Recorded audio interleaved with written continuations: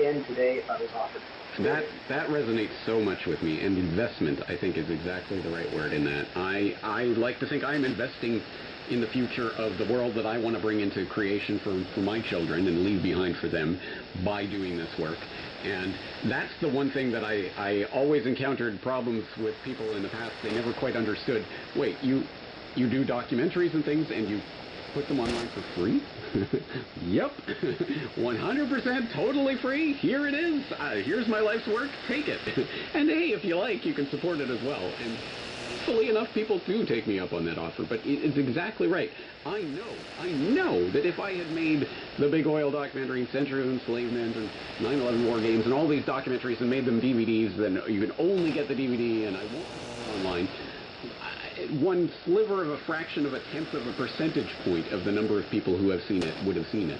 And so, absolutely, I want this out there, so I'm putting it out there, and I like to see the other people understand that, and hopefully, the idea is if we provide something that's genuinely valuable to people, they will want to support that work and to help support what we do. So I hope people will, if they can, if they have the resources, I hope they will purchase the physical copy. But there it is on your site as well, joeplumber.com, and of course I'll be linking to that.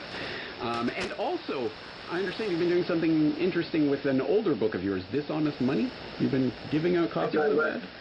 Distributing, yeah. I set a goal. Oh God, it was probably only about a month and a half ago, and it was to distribute 1,000 free copies, physical copies of the book, and I'm at 975 right now. So if there are 25 people in the audience who really want a copy. Yeah, sure. Well, before that, I was selling them basically for just below the shipping cost. So that's still available too. Like if they want to cover the shipping, if you get 5 copies for $5. If you want 10 copies, you get 10 copies for $10. That's at the website. And yeah, that makes me happy too. Because even if only 10% of the people who get their hands on it start digging into it, then look at it from this perspective. I know how good it makes me feel that you exist. Okay, and I imagine it makes you feel good to know that I and a bunch of other people that listen to your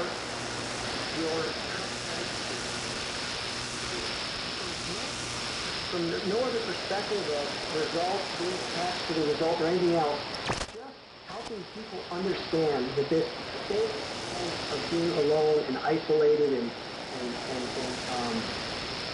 disconnected from how everything else feels. You're not. So that makes me feel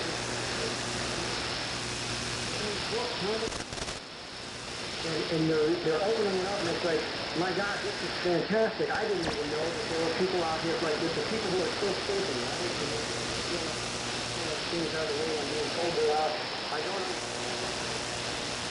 understand what, and now they open this up, and all of a sudden they understand the monetary system works, and then there are other things.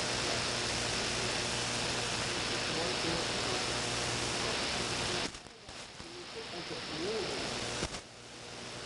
stronger than the way we go.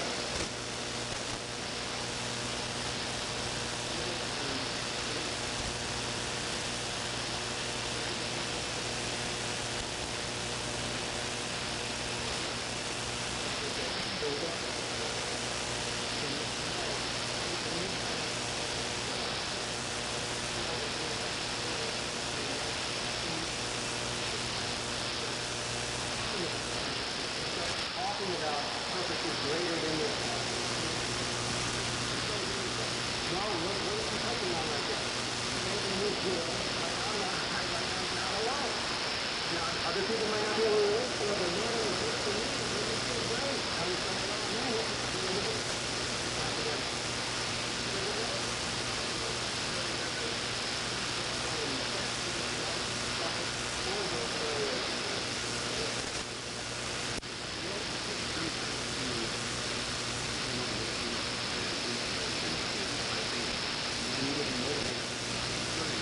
And I don't want that, and I'm pushing that.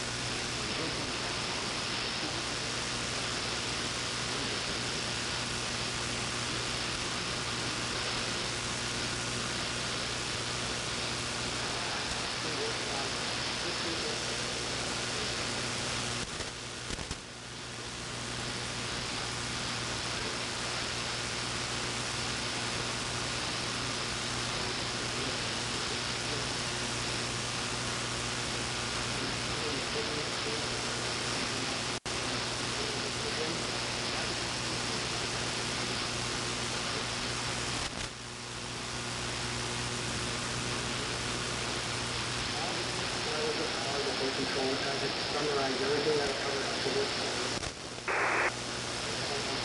We covered everything about the other.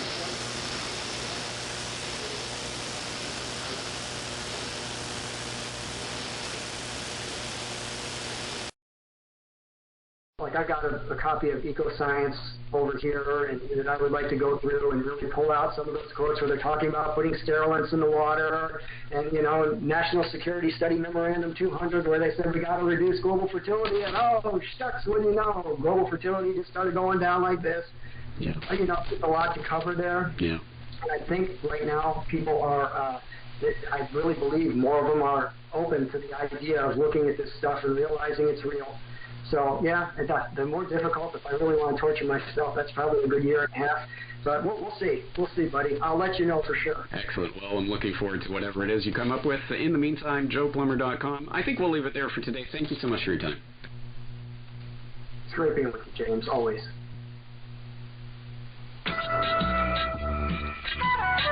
You're listening to the Corbett Report. CorbettReport.com.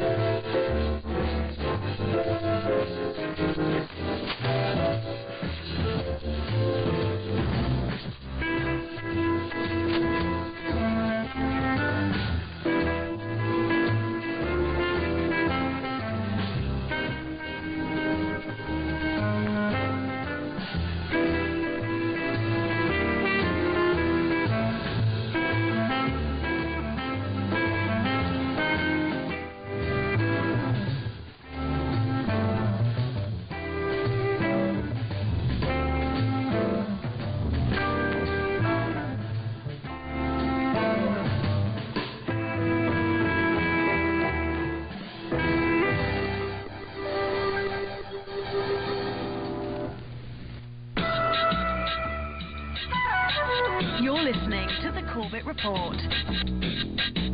CorbettReport.com.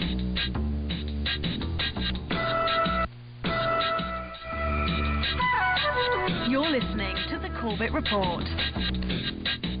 CorbettReport.com.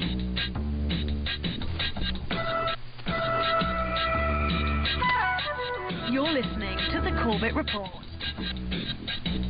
CorbettReport.com. Welcome back, friends. Welcome back to Solutions Watch. I am James Corbett of CorbettReport.com, coming to you in October of 2023 with a little bit of literary whiplash, because listeners of the Corbett Report will recall that last week I was chatting with Dr. Daniela Ganser about his books going deep diving into Operation Gladio and the functioning of the American Empire and some of the things that it's been involved in, Gulf of Tonkin and others around the world. Well, this week, here on Solutions Watch, we're going to be covering similar topics, and similar events, but from a very different literary perspective.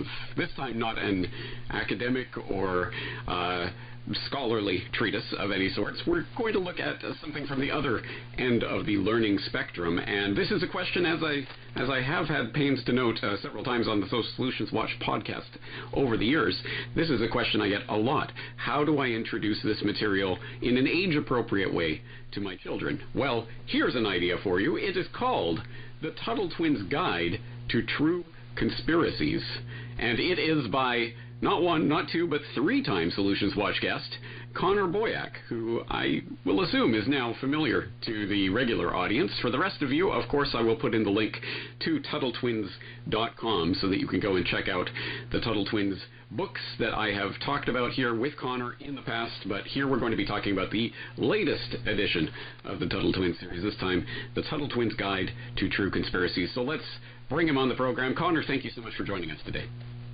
Thanks for having me, James. I'm excited. So am I, and this is an interesting book in so many different ways, but rather than me pre-talking it, why don't I give you a chance to introduce it to the audience? What is this book? What prompted you to create it? What are you seeking to do with it? So, The Tuttle Twins' Guide to True Conspiracies is a hardback book of 200-plus pages where we share 20 stories of not conspiracy theories, but true, verified, documented conspiracies that are indisputable. This is for a teen audience. This is part of our guidebook series, so this is, I believe, our sixth guidebook. We have guidebooks on logical fallacies, on courageous heroes. So this is a nonfiction book for a teen audience where, as I said, we list 20 examples, but in each of them, Elijah, who's our illustrator for all the books, he illustrates, so like here's, as an example, social media manipulation, and so we can see kind of the algorithm, unfairly manipulating things. Here's Operation Popeye, says leave climate change to us professionals.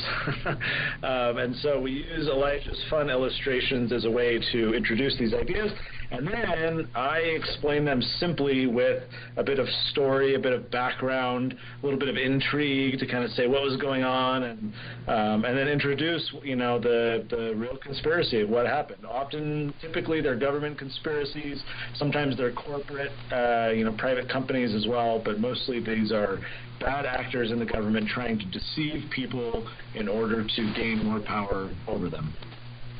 Excellent and succinctly put. So let's take a look at the content of the book, because as you alluded to there, this is not conspiracy theorizing, this is conspiracy fact, documentable history. So for people who just want to take a look at what this book covers, Nair in the Iraq War, Operation Mockingbird, Operation Paperclip, Gulf of Tonkin, Operation Sea Spray, Project MK Ultra, the Tuskegee Experiment, Operation Fast and Furious, Operation Popeye, Operation Northwoods, Sugar and Fat Studies, The Great Reset, Operation Ajax, Social Media Manipulation, Poisoned Booze, Unconstitutional Surveillance, COINTELPRO, Hunter Biden's Laptop, A New Pearl Harbor, and The Creature from Jekyll Island. Obviously, for regular viewers of the Corbett Report, not a single one of those will be brand new, I would assume, because I have talked about all of them in the past. But this, as you say, is put in an age-appropriate way and context that really does put it as simply and straightforwardly as possible. So tell us about your thinking process behind choosing those particular 20 chapters. Yeah. Well, this could have been a longer book with many more examples, and so we decided on 20 for the length of the book, and, there were things not included here. I'll give an example, like the JFK assassination. I think that there was foul play, that it was the intelligence community, and there's been increasing new revelations about that, and also stonewalling to release the documentation that the government is legally, bound to do. That's super fishy to me. That seems extremely plausible that the government was involved. We just don't yet have the document, the declassified, smoking gun to say, aha, here you go. So again, our desire here was to not have a book where it's like, oh, okay, you Alex Jones people are coming up with these crazy ideas again. I wanted to create a rock-solid treatise for teens, again, for a teen audience, that was indisputable, that no one can say these didn't exist or, oh, that's just your claim. We wanted things that actually had documentation. And so the fun thing about Tuttle Twins, let's pick on Creature from Jekyll Island. G. Edward Griffin's a fan. I'm a fan of his. We're mutual fans. His book, Creature from Jekyll Island, very well read, very important to read. That's a thick book, and he writes well with kind of storytelling and makes it interesting to read, not just a dense scholarly treatise as you were mentioning before. So it's an enjoyable read, but it's a big one. So if you go to the guy on the street and say, hey, you should read this book, I think chances are probably low that he'll actually go home and do that. If you give him a book that says, hey, do you think your kids should learn critical thinking, should learn about what the government's done, what they're, and I think chances are high that they take a book like this that's illustrated, it's got simple stories, and what happens is the adults themselves are now gaining access to that information in a more simplified form. I got a text just an hour ago from a lady saying, oh, I bought your book for my son, but I caught my husband reading it because he intercepted the mail. So the goal here is let's broaden the tent of the number of people who might find these stories interesting and make it accessible to them so we can say, look, trust us, this is, in fact, at the end of every chapter, we include a document of some kind that corroborates what we're talking about to point people to where they can see the actual information or the revelations about what has happened. So I don't want to say trust us to correct what I said a moment ago. I want to say, look, this is a good synopsis and a simple summary. Let's send you on your own intellectual journey with these resources where you can go learn more and verify if you'd like to. Excellent. Well, let's take a look at the format and the structure that you've used in these chapters. As you say, each one opens with an illustration by Elijah that really puts the context in a simple and visual form for people to understand. And for example, I particularly like the depiction of Operation Mockingbird of the CIA agent holding the CNN puppet, essentially, and telling him what to say. Beautiful, very succinct and very easy to understand image. And then there's a short opening sort of scene setter, as it were, and then there is a section on things aren't always what they seem, in which you start to question and bring questions into that official narrative. And then you ask the question, cui bono, of course an important question to ask in any investigation, and probably some good words for teenagers to be learning about. And then, why does this matter, along with some what we learned summary in the end, and as you say, some sort of document at the end. Tell us about that format and how you came up with that idea. So the idea at the beginning of a lot of these chapters is we set the stage in a way that might relate to what Americans were led to believe. For example, in the Tuskegee experiment, all these poor black people with syphilis that was left intentionally untreated by the government that wanted to study what would happen to people who had untreated syphilis. So we open the stories often by saying, oh, there were all these sick people and they had what was called bad blood, and these hardworking government officials were trying to provide help, but a bunch of people died, and how sad, So we kind of falsely set up the narrative that often pertains to what people were led to believe at the time. And then we say, oh, things aren't always as they seem. We transition into the aha, the reveal, because we want readers to understand there's often a false portrayal of what's happening, so-called misinformation and disinformation, of which the government is the greatest purveyor. And so there's all these deceptions swirling around, and so you need to start to learn and flex that intellectual muscle of skepticism to realize that things aren't always as they seem. So we'll set up this straw man, if you will, this kind of fake narrative of what was claimed to have happened, and then we burn it to the ground by saying, here's what actually happened, here's the reveal. And then cui bono, that's as you point out, that's super important, because these actors, these people who were involved in these conspiracies were motivated. Like, we're all motivated by something. Humans respond to incentives. And so what are the incentives, or what were the incentives at the time that led these people to act as they do? Who were the beneficiaries of these actions? Typically, it was government or large corporations amassing power and money, wealth, control. And so we thought that was really important. The section called Why Does This Matter? I thought that was particularly important because a lot of these conspiracies that are documented are decades old. Because, I mean, think of MK Ultra. We should have never found out about MK Ultra. It's just that in another warehouse there was a filing cabinet in an office building with some random, like 1% of the documents, because the CIA director had ordered the destruction of all the documents and they missed out on this little sliver that survived, and that's what little we know about MK Ultra today.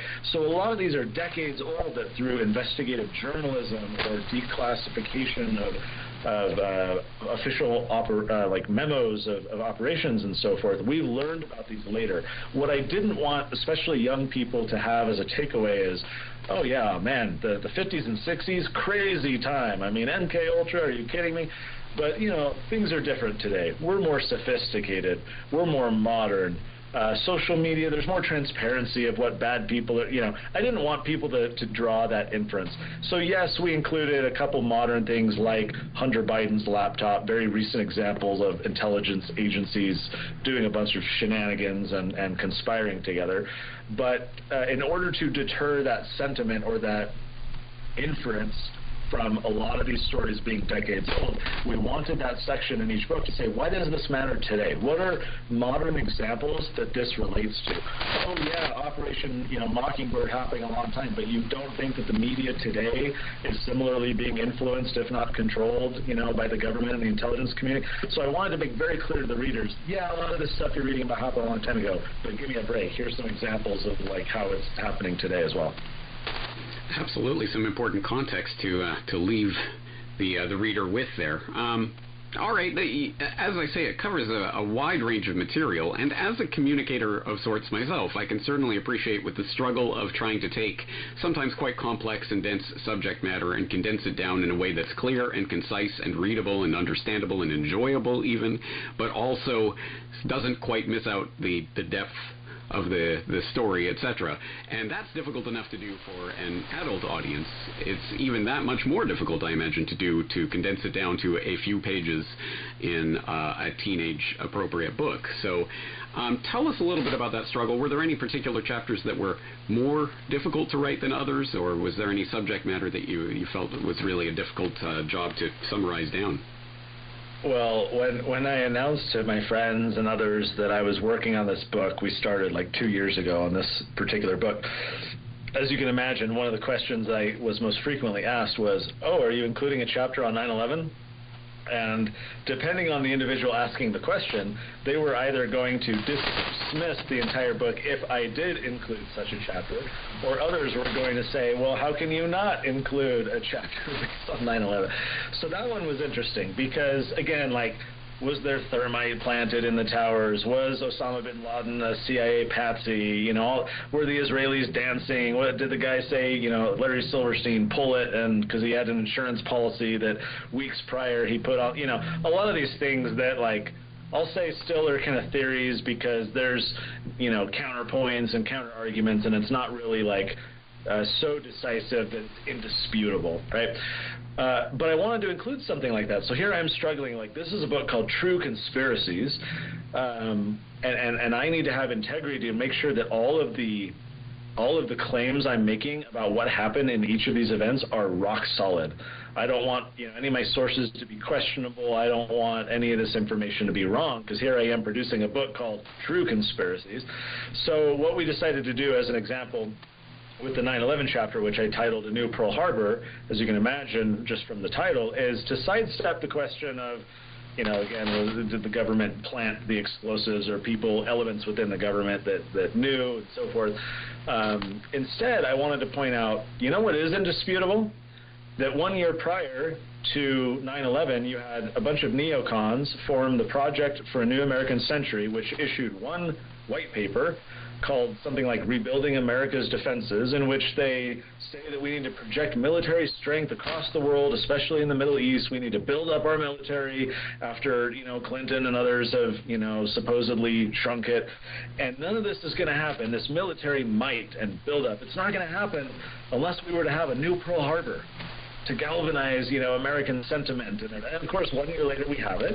I'm not alleging in the book that those individuals, I don't need to allege that they had any particular role in planning it or being aware that it was happening and then just sitting back and letting it happen because it was politically useful. We don't even need to accept or agree with any of that. We can, however, point out that there was a conspiracy to exploit the 9/11 attacks by these very same neocons who became part of the Bush administration. And immediately after 9/11, what did they start doing? They start using the term Pearl Harbor, trying to, in the media, draw those connections and get people riled up so that, oh, look, we went to war last time, in vengeance and justice because of this attack. That's what we need to do this time. That, to me, is a very clear conspiracy. I do point out, for example, that the 9/11 Commission chair and vice chair repudiate their own report, no longer stand by it, say that they were lied to repeatedly. The chair, at one point, I point out in the book, was surprised years later when he read a news report that the detainees at Gitmo were that the video evidence of their interrogation was going to be deleted because he had no clue those tapes even existed, because the intelligence agencies, in particular the CIA, stonewalled them and would not allow them to be interviewed or anything like that.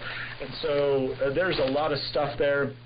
But again, I kind of sidestep a lot of the, what I'll say is iffy stuff, to be able to point out, look, you don't have to believe that there was this massive conspiracy within the government for something like 9/11 to recognize that there was a conspiracy to exploit. Like Rahm Emanuel says, never let a good crisis go to waste. That, to me, is still a conspiracy, and one where we can point to 9/11 as the genesis of many problems, even if you don't need to accept the idea that there were elements in the government involved in planning it or allowing it to happen. And then going with the format of ending with a document, well, then you already have a document there, Rebuilding America's Defenses, that you can quote from directly. So there you go. It's a very direct approach to that. As you say, I can imagine that was a divisive idea. Hey, are you going to do 9/11? And depending who's asking it, I'm sure very different responses. Tell us about the process of getting this tailored to a teenage audience. Do you have a test audience that you work with this material, or how do you tailor when you're writing? Yeah, that's a really good question. So my kids right now are 14 and 12. They've long been the guinea pigs for the Telephones books I write. However, in recent years, both of them have started to be like, we'll just wait for the final version, and surprise us at the end. Fortunately, I do have a lot of, I have kind of a community of like a test audience, as you say, families who are willing to review early material, and so we definitely utilize that for some of these. They, helped edit and proofread and find any typos. In fact, this is the author's worst thing happening. I gave this book hot off the presses to my executive vice president, Michael, on my team. And he's just casually flipping through, and within 20 seconds he gets to the new Pearl Harbor chapter, and it says right here, the events of September 11th, 2011. And I'm like, no, okay, we'll fix that in version 2. So despite an occasional typo still getting through, I do have a group of people who help find typos, but also give input on, this was confusing, this lacked clarity, oh, I really like this part. And at this point, I rely on them less than I did early on, because I've been through it so many times. I've really been able to develop kind of a sense of what works well and what doesn't. And that's been fortunate for me to develop that experience, so that I need to, number one, rely less on people like that, but also number two, so I don't have to make substantive edits because something is unclear. It's, as you point out, so I've written a number of other nonfiction books for the general audience. Writing for kids, to make it not only informative but also interesting and exciting to read, is quite a thing. It takes more mental energy who was it, like Mark Twain, I think he said something like, I would have written you a short letter but I didn't have enough time, right? This idea of like when you really want to simplify and focus, it's going to take a lot of mental energy and effort to do so.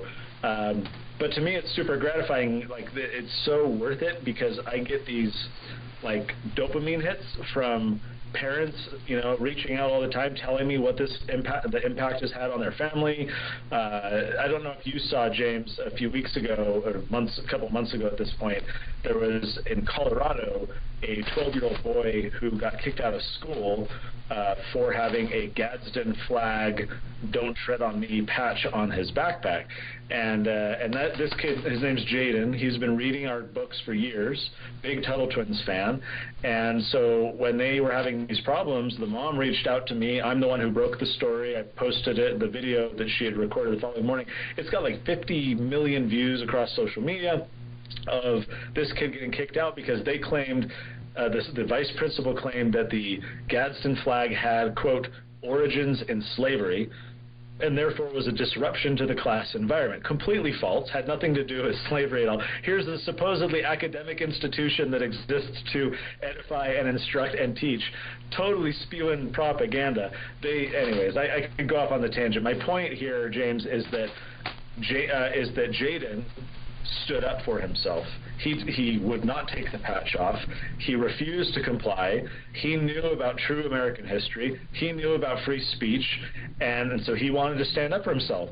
And so we brought the heat of the internet to this school. They bowed down. They had an emergency school board meeting that night. They walked back what the administration had said. And so here's this kid who stood up not only for himself, but when you go into the Google trends, you can search for Gadsden flag, and searches for it, as you might expect, massively spiked when this happened. So now here's a kid who's not only standing up for himself, but creating this opportunity for all these other people to learn a little bit more about, in this case, American history, and maybe go down a rabbit hole and learn more themselves. So I'm on a mission with books like this one to foster critical thinking and history and create more informed kids like that, because it's hard to write. Like it takes a lot of mental energy for me to figure out how do I teach this stuff well. But what I'm trying to get at is it's so immensely rewarding seeing kids like Jaden or getting these emails from parents that they're having these aha light bulb moments, that families are having meaningful conversations. As you point out, you get these questions, as have I. Like, how do I talk to my kids about this? How do I introduce age-appropriate things? How do I, make sure that they're, red-pilled, as they get older and understand how the world actually works, not this, like, false matrix that we often grow up in. And so that's the mission, that's the goal, and because I get those dopamine hits and those stories and that gratitude from parents every day, it's so motivating for me and our whole team to be like, all right, let's lean into this, let's create even more resources that are going to make future Jadens. You're listening to the Corbett Report. CorbettReport.com. Absolutely. I mean, what better testimonial could you ask for than a story like that? And hats off to the Jadens of the world who are not going to back down to educators who know less about history than they do themselves. If only we could give the teachers the Tuttle Twins books and tell them better. But anyway, as you indicate, this is not the first Tuttle Twins guide. This is the 6th. So tell us about this series. So here's one that I'll grab. I got, I think, one other one right here in my office. So this is the one that came out before it. This is the Tuttle Twins Guide to Modern Villains. This one's a little thicker. It's like almost 300 pages, but every chapter is a different bad dude.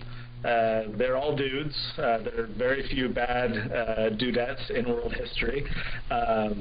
So we got Karl Marx, Woodrow. We had to pick a president. I was like, I want one president on this list. Which one would I do? And I was like, came down to FDR and Wilson. I'm going for Wilson. So we got Woodrow Wilson, Vladimir Lenin, Joseph Stalin, Benito Mussolini, Hitler, Ho Chi Minh, Tito, Mao Zedong, Kim Il-sung, Pinochet, Mugabe, Fidel Castro, Mubarak, and a bunch of others. And so you might say, well, why are you teaching kids about all these, horrible people and what they've done? Well, you're familiar, I'm sure, James, with that quote that says, those who don't learn from the past are condemned to repeat it. What better way to make sure we don't get future modern villains than to learn about the conditions that existed when they rose to power? What was the cultural dynamic like? What was the education of the people, the media? What was happening in that country that allowed for those events to happen. And if we can learn from all these past, examples, then we can hopefully deter modern villains in our own day. So that's the book that came out before that. We've got a couple books on critical thinking. One is the Guide to Logical Fallacies. The other is the Guide to Cognitive Biases. And so each chapter uses some fun cartoons to explain, like the Dunning-Kruger effect, or the sunk cost fallacy, or the straw man fallacy, or whatever, and helping kids think more clearly. I issued a warning when we published this book to parents. I said, if you want your kids to be smart, you should get this book, but be aware they will start poking holes in your own flawed arguments when you teach them. And sure enough, I get emails like, oh, my kid was pointing out that I was using an ad hominem, So we've got finally a book on a guide to inspiring entrepreneurs. Every chapter is a story of a different entrepreneur, what we can learn from their background and challenges they overcame. And then finally, we have the Guide to Courageous Heroes, where similar format, every chapter is a different story of a different person. In this case, these are courageous heroes who've stood up to tyranny. These are people who, stood up for their rights. Think of Sophie, now I'm spacing her name, the White Rose Society in the Nazi era. Or you've got Helmut Hubener, who was a teenage boy who did the same. Or you've got Tank Man. You got, all these examples of people who have stood up, Rosa Parks and so forth. And so we wanted to highlight examples basically of civil disobedience, and of war resistors and things like that, who were really standing up against all odds, and when everyone else was, I call it, I got this from my mom, standing up in a sit-down world, right? Everyone around it. You've seen that photo of the gentleman who's folding his arms at the shipyard, and everyone else is doing the Hail Hitler salute, and we all think that we would like to be that. Oh, if I was, I would be that, but most of us are obedient rule players, looking over it, very few people are willing to get back there and not on the plane.